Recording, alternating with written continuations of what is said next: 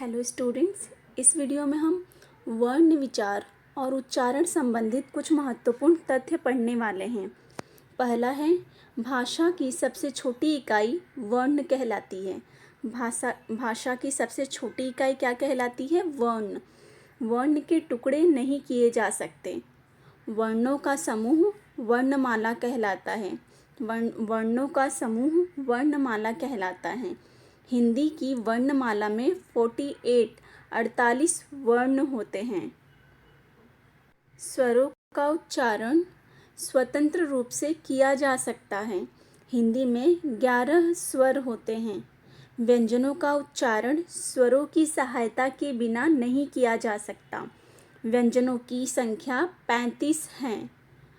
अ, छोटी ई, छोटा ऊ और री ह्रस्व स्वर हैं तथा आ, ई, बड़ी ई, बड़ा ऊ, ए, ओ, औ ये दीर्घ स्वर कहे जाते हैं।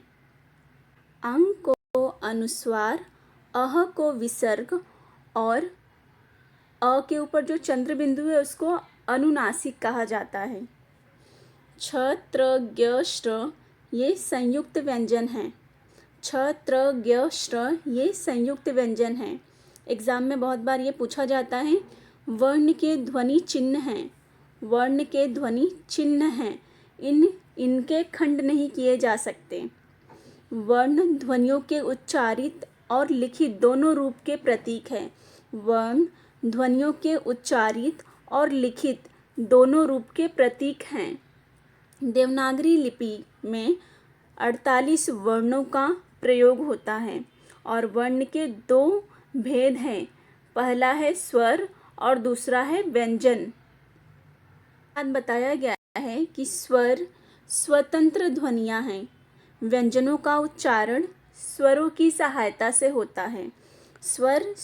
जो स्वर है वो स्वतंत्र ध्वनियाँ हैं, लेकिन व्यंजनों का उच्चारण स्वरों की सहायता से होता है। अनुस्वार ध्वनियों का उच्चारण, जो अनुस्वार ध्वनियाँ होती हैं उनका उच्चारण नाक से होता है। अनुनासिक ध्वनि का उच्चारण नाक और मुंह दोनों से होता है।